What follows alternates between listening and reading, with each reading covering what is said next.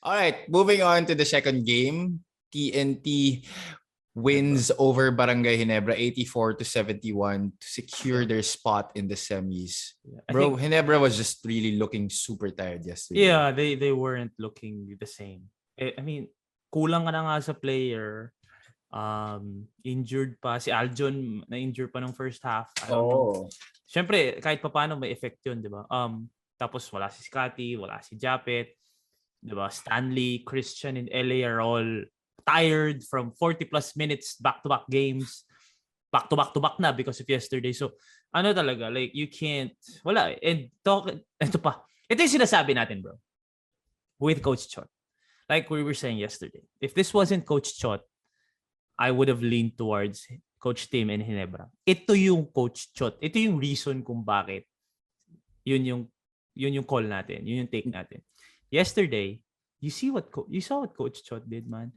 Pinres pa niya. Yun na nga pare. Pare, that is a move that only vet coaches will do. I was like, shit. Bro, when was the last time that a coach would say, pressurein nyo yung full court yung ang isang LA Tenorio led team.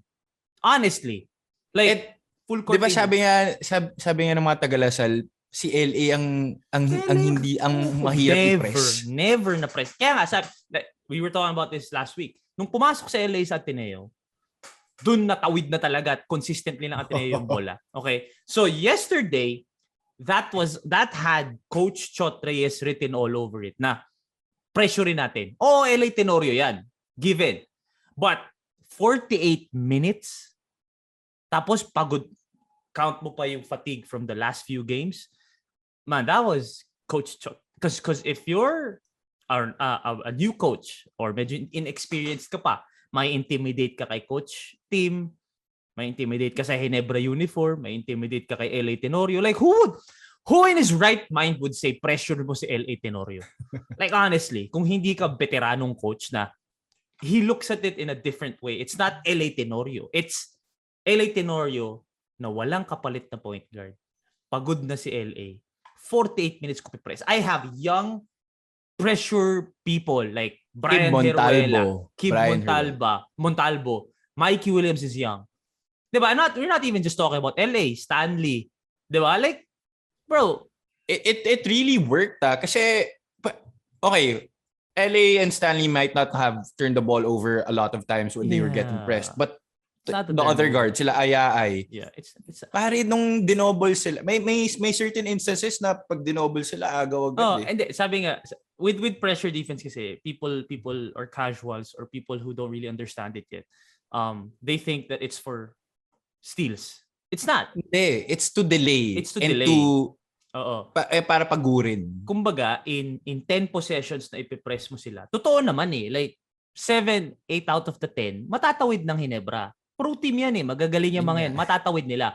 But, imagine, dun sa 10 possessions na yon, yung 8 dun na tawid, yung 2 dun na steal na layup mo, it's not the 2 It's not the 2 out of 10. It's not the 8 out of 10. It's 10 out of 10 pinagod mo si LA Tenorio. Tapos, pari third quarter pala naglalaro na si Ken Salado. Si Kentoy.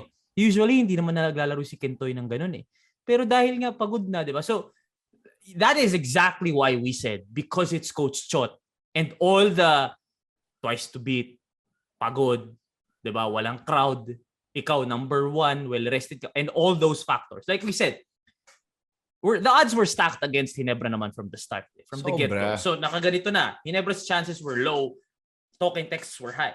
Now, if Coach Chot wasn't there, you would still bet on this. Pero, you add Coach Chot to all those advantages na nga to begin with. Yun na nga. So, ang ganda ng ginawa ni Coach Chot, man.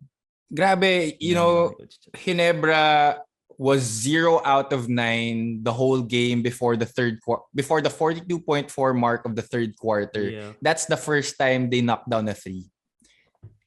And in today's game, you can't win without hitting your outside shots. Parang the whole game they shot 30% from the field. And you have to, that's the defense. That's the defense that you're talking about. I've been kumbaga si Poy, banyo boy na yan since last year, and we get to spend a lot of time with Poy, and I get to talk to Poy a lot. Yan yung like during the bubble when it first started, yung una yung nag-iensayo pa lang sila. Yan yung sinasabi ni Poy lagi na parang sobrang hard nila mag-ensayo twice a day, thrice a day. And this is exactly why, di ba? They're the most conditioned team looking at it. Sobrang condition nila. Condition nila, sobrang ready nila, and they're really gonna make a run all the way to the finals. And I want to talk about Ginebra more, pero we'll have another episode solely for Ginebra because of what they can do moving forward. Okay? But I have to say this first. We'll talk about kung ano yung moves na pwedeng gawin ng Ginebra in the off-season para medyo bumata sila, lumakas sila ulit. This is what I bro, like being a Ginebra player is tough. Kasi you're the most scrutinized team bro. in the league. Like yes, you have the biggest fan base. Given you have the biggest fan base. Which is what makes it hard. Oh, but the people outside of that fan base don't give you props for anything. That's if true. They win, when they win, benta, luto, pinagbigyan. Kumbaga, Ginebra yan eh. Nakaplano talaga na mananalo yung Ginebra. 8 versus 5. Yan yung mga lagi sinasabi, di ba? When they lose, kangkong. Boracay na kayo. Like, bro, I understand that they have the biggest fan base, and that's an advantage. But, yun na nga eh, wala ngayon yung sixth man nila eh. So, ang hirap man. Like, I know that the Ginebra players they don't give a fuck. Like, mga veterano yung mga yan, they're not affected by it. Pero, from the outside lang, looking in, parang, kawawa naman itong. Nung nanalo sila sa Phoenix, benta. Diba? Biyahe. Hindi biyahe. Luto. Diba? Kasi, PBA wants Ginebra to enter the playoffs kasi Ginebra yan. Diba? Ticket din. Yeah, they haven't missed the playoffs na raw in 30 conferences. Tapos nung natalo, kangkong. Ano ba talaga? Kumbaga, di ba? Like, damned if you do, damned if you don't. Parang kawawa naman ng Potik. Pero like, they don't really give a fuck. They don't give a fuck. I'm just saying, like, as a fan, I see that Ginebra is parang Lebron eh. Parang Lebron, alam mo yung Lebron, yung parang, may Lebron fans, but the Lebron, the people that hate Lebron, the Lebron haters won't give LeBron any credit. Parang ganun yung Ginebra. And it's a testament of how great they have been naman din talaga. Diba? But we'll talk about that. We'll talk about Ginebra soon and why maybe Christian Stan Hardinger trade was a flop.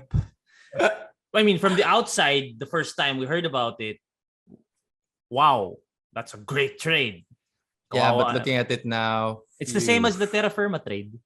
Na parang, tangina na wala si CJ, pero nang nanalo na, parang, parang may baliktad naman. Yun naman, parang, tangina na lakas, may Christian Stan Hardinger. Tapos biglang ito yung nangyari. Diba? So we'll talk about that in another episode.